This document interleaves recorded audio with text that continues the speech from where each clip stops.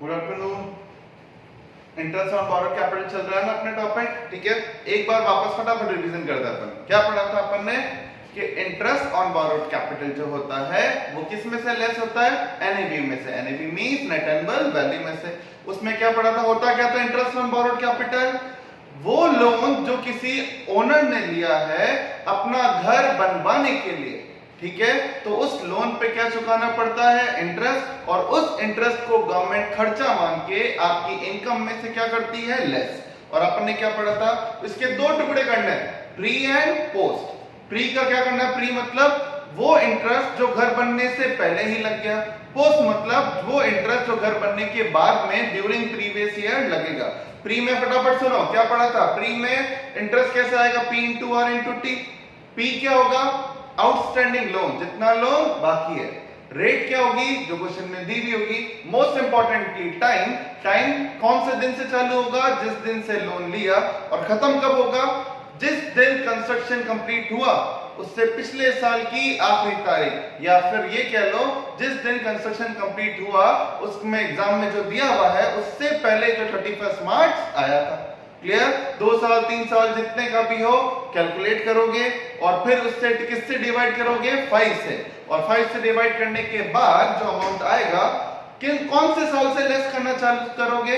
जिस साल construction complete हुआ उस साल से 5 सालों तक लेस होगा। आपको क्या ध्यान रखना है कि एग्जाम में जिस साल का आपकी क्वेश्चन आया, दैट इज 1920 का अगर क्वेश्चन आया तो 1920 का नंबर आ रहा है या नहीं आ रहा है। नेक्स्ट पॉइंट, फिर अपन ने पढ़ा था पोस्ट कंस्ट्रक्शन। पोस्ट कंस्ट्रक्शन में भी P into R into T करना है ना। प्रिंसिपल क्या होगा? प्रिंसिपल होगा प्रीवियस ईयर की पहली तारीख को जितना लोन बाकी है, जो पेड हो गया वो लेस कर देना। आर क्वेश्चन में दिया हुआ होगा। और last time maximum 1 previous year. Previous year के दौरान कितना इंटरेस्ट लगा केवल वही टाइम कहलाएगा। और अगर प्रीवियस ईयर के अंदर बीच में ही अमाउंट पे कर दिया तो वो 1 साल से घट के 5 महीने 7 महीने जो भी है वो आ जाएगा। फिर प्री और पोस्ट जोड़कर अपन क्या लिखेंगे? Interest on borrowed capital. यहां तक समझ में आया? कुछ पॉइंट और है इंटरेस्ट के, अब सुनिएगा। ये है मैक्सिमम लिमिट ऑफ इंटरेस्ट। ये मैक्सिमम लिमिट क्या होती है बच्चों को सुनो। मैक्सिमम लिमिट मतलब वो जो प्री और पोस्ट की टोटल आई ना, उस केस के अंदर प्री और पोस्ट की टोटल में आपको क्या करना पड़ेगा? सुनो प्लीज। दो चीजें सामने ध्यान देना एक मिनट। फर्स्ट केस है in case of let out property और दूसरा है in case of self occupied. कहने का मतलब क्या है बच्चों? सुनो, अगर किसी केस में आपके एग्जाम में दिया हुआ है कि वो जो घर जिसकी कैलकुलेशन आप इंटरेस्ट की कर रहे हो वो घर किराए पे दिया हुआ है, एलओपी मतलब लेट आउट है, किराए पे दिया हुआ है, तो प्री पोस्ट 2 लाख 5 लाख 10 लाख जितना भी है सारा एनएवी में से लेस करोगे। कोई मैक्सिमम लिमिट नहीं है। इसका मतलब कई बार बच्चे पूछते सर हमारा तो माइनस में आ रहा है। माइनस मतलब लॉस आ रहा है, आने दो, कोई दिक्कत नहीं है। अगर आपका घर क्या माना गया है? LOP, that is let out माना गया है। लेकिन next point, in case of self occupied. Self occupied मतलब आपको याद आ जाना चाहिए सेक्शन 23 सबसेक्शन 2, जहां क्या था कि कोई भी एक घर जो पूरे साल जहां आप खुद रहते हो या वैकेंट हो उसकी जीएवी और एनएवी क्या होती है? निल। उस केस में बच्चों यहां लिमिट है। लिमिट मतलब प्री और पोस्ट गवर्नमेंट एक लिमिट तक ही लेस करेगी। मतलब एनएवी तो वैसे ही 0 है, उस 0 में से ये अमाउंट लेस होगा तो 100% लॉस ही आएगा। बच्चों इनकम टैक्स में लॉस आना ही बहुत अच्छी बात होती है।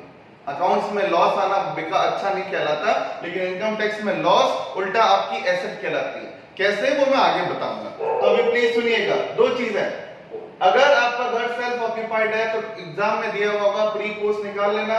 वो लोन जो लिया या तो कंस्ट्रक्शन के लिए लिया या रिपेयर के लिए लिया।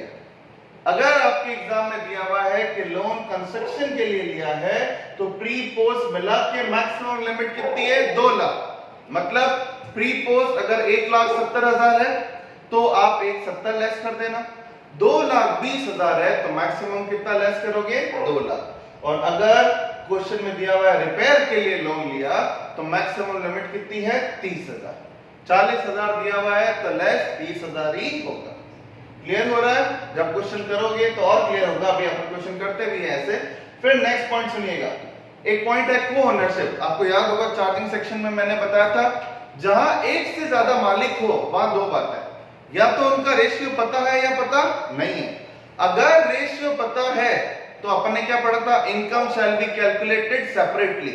इनकम भी अलग अलग कैलकुलेट होगी और ये लिमिट भी अलग अलग अप्लाई होगी। मतलब एक पूरा बड़ा सारा घर है, उस बड़े सारा घर का इंटरेस्ट आ रहा है 3 लाख रुपए। अब आप कह रहे हो सर इंटरेस्ट 3 लाख आया, सेल्फ ऑक्यूपाइड है, तो 2 लाख की लेस करें।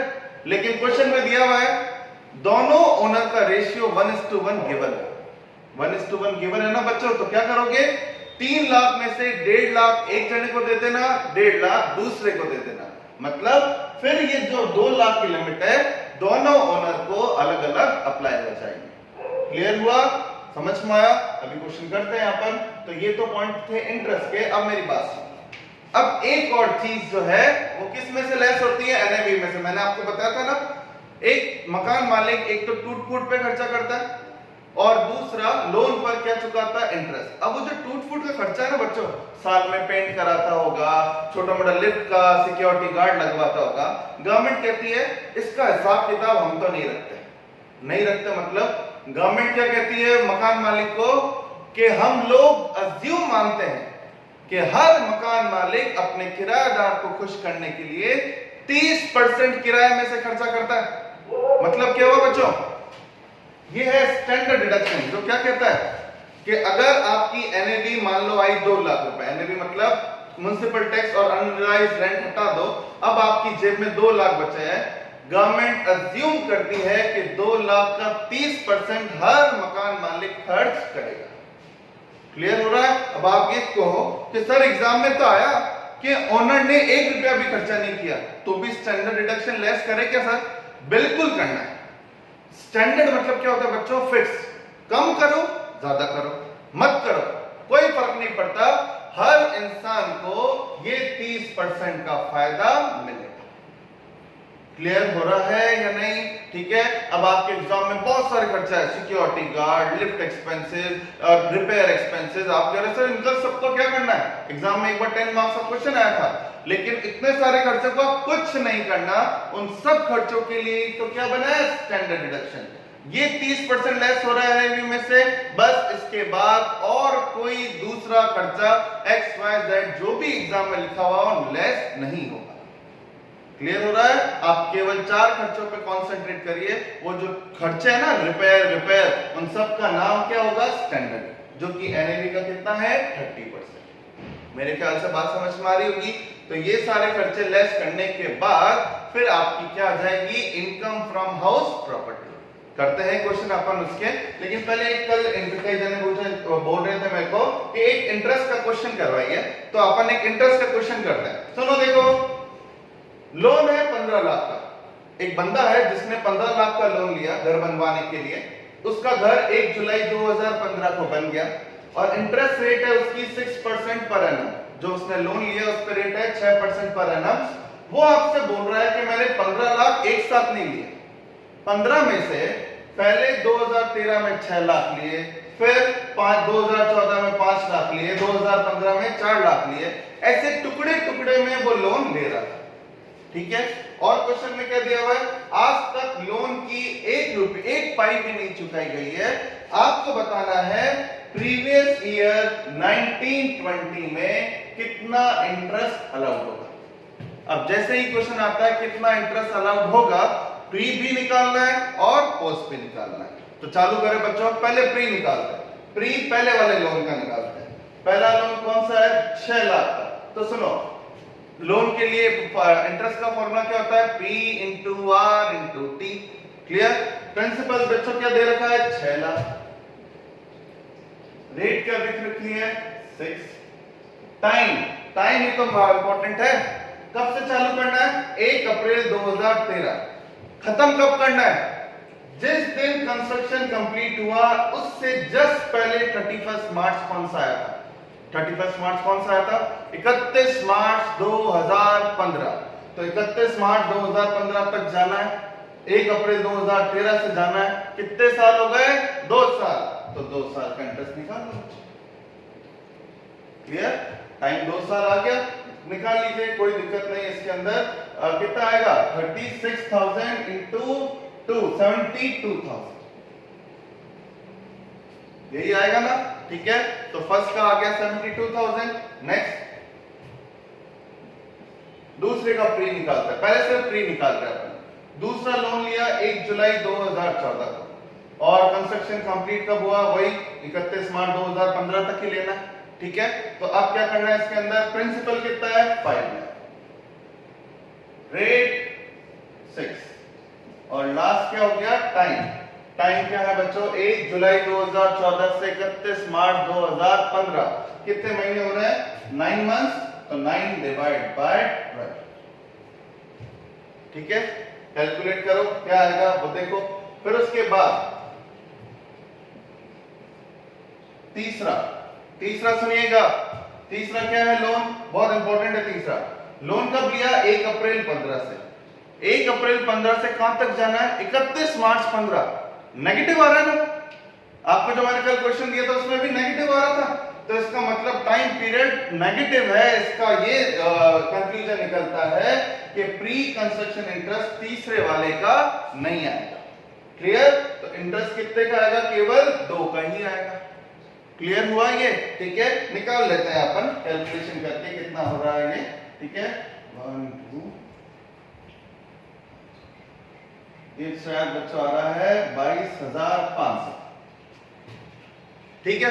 तो ये 22,500 आया, तीसरे का नहीं आया। अब टोटल कर लो इंटरेस्ट, टोटल इंटरेस्ट कितना हो गया इसका 94,500।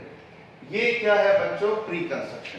अब एक और चीज, प्री कंस्ट्रक्शन 94,500 निकाल लिया।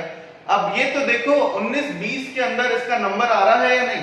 कंस्ट्रक्शन कब कंप्लीट हुआ, 1 जुलाई 2015। ये कौन सा साल है, 15-16। तो पहला कब अलाउड होगा, 15-16, 16-17, 17-18, 18-19, 19-20। 19-20 का नंबर आ रहा है, तो अपनी मेहनत ये बेकार नहीं जाएगी।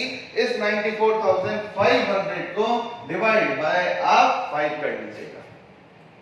समझ में आ रहा है, ठीक है। डिवाइड बाय 5 कर लीजिए, जो भी अमाउंट आपका आ रहा है वो आपका 1920 में प्री कंस्ट्रक्शन अलाउड हो जाएगा। अब बात आती है पोस्ट की, पोस्ट कंस्ट्रक्शन की। सुनिएगा बच्चों, पोस्ट मतलब मैंने क्या बोला था, जिस साल की इनकम निकाल रहे हो आप, कौन से साल की इनकम निकाल रहे हो 19-20 की, उसके पहली तारीख को कितना लोन बाकी है। एक लाइन लिखी हुई है मैंने यहाँ पे, नो लोन अमाउंट पेड, 1 रुपया भी उधार का नहीं चुकाया, तो जो लिया वो पूरा ही बाकी है, पूरा ही बाकी है। तो 1 अप्रैल 2019 को पूरे कितने बाकी है, 15 लाख। अलग अलग मत निकालना, ठीक है। आप अलग अलग 6, 5, 4 निकालोगे तो भी बात वही रहेगी। 1 अप्रैल 15 को जुड़ तो तीनों ही जाएंगे ना, तो प्रिंसिपल 15, रेट 6 और टाइम मैंने आपको बोला ही था मैक्सिमम 1 ईयर। अगर बीच में चुका देता तो कम कर देता, ठीक है। अब कितना आएगा ये 90,000 आएगा शायद, तो इसका अमाउंट क्या हो जाएगा 90,000। क्लियर हो रहा है ये, ठीक है। तो ये अमाउंट आपका आ गया 90,000, वो आ गया 94,500 डिवाइड बाय 5, वो अमाउंट प्लस 90,000, ये अमाउंट आपको 1920 में अलग होगा। क्लियर। अब आप इसकी क्वेश्चन करिए, फिर अपन कुछ और 1-2 पॉइंट पढ़ते हैं ताकि आपको क्लियर हो जाए।